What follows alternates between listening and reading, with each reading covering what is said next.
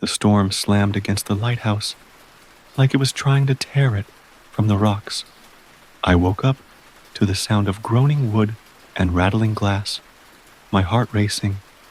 The room was cold, damp, and far too quiet despite the chaos outside. When I reached for the door, I realized it was locked. From the outside, panic prickled at the back of my neck. I didn't lock it. I didn't remember locking it. I didn't even remember falling asleep here. The air was heavy, thick with the sharp tang of salt and the metallic bite of rust.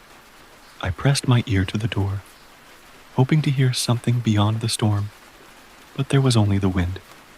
No footsteps, no voices, just me and the lighthouse. I climbed the spiral stairs, my hands brushing against the cool metal rail. The walls felt alive, groaning and shifting like they were breathing with the storm. Each step echoed loudly in the confined space, louder than it should have. It was like the lighthouse was amplifying every sound, every movement I made. The higher I climbed, the more the unease burrowed into me, an unshakable feeling that I wasn't alone. When I reached the lantern room, I froze. The giant Fresnel lens was cracked, its intricate glasswork clouded with age and salt. The machinery was old, rusted solid, and looked like it hadn't moved in decades. But scattered across the floor were tools, clean, untouched, waiting. And that's when I saw it, my reflection in the broken glass of the lens. It didn't look right. It blinked when I didn't, and the way its lips curled into a faint, knowing smile turned my blood to ice. I backed away, stumbling down the stairs and nearly falling in my desperation to get away. My foot slipped on the last step, sending me sprawling onto the cold, wet floor. That's when I found the journal. It was wedged beneath a loose floorboard, its brittle pages yellowed with age.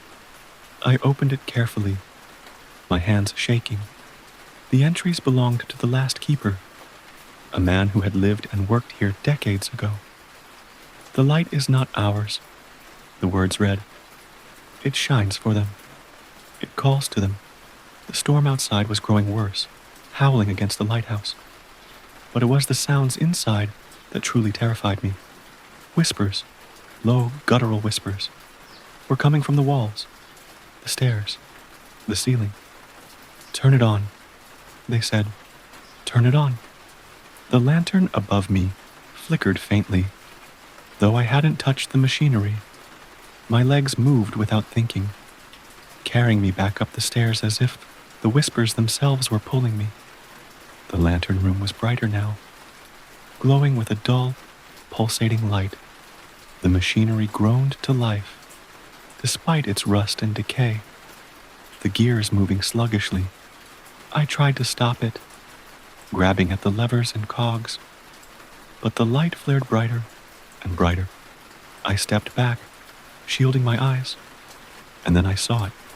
The ocean below was lit up in blinding light, revealing something massive and alive rising from the waves. It was impossible to describe. Tentacles, scales, eyes that seemed to look directly at me. The whispers turned to deafening screams, and I realized the journal had been right. The lighthouse wasn't a guide for lost ships. It was a lure. And now, it had a bait. Me. I ran for the door, but the stairs twisted endlessly, looping back into the lantern room, no matter how far I went. The walls seemed to close in, and I could hear the monstrous thing outside scraping against the glass of the lens. The last thing I remember was the light flickering off, and the sound of shattering glass. The storm screamed, but I could swear the laughter was louder. When the storm finally passed, the lighthouse was discovered by fishermen. They said its light was shining brighter than ever, cutting through the morning fog. But inside, all they found was a single journal entry scrawled in frantic handwriting. It feeds. Thanks for watching Cryptic Chronicles. If you love eerie stories and creepy tales, be sure to like, comment, and subscribe for more. See you in the next one.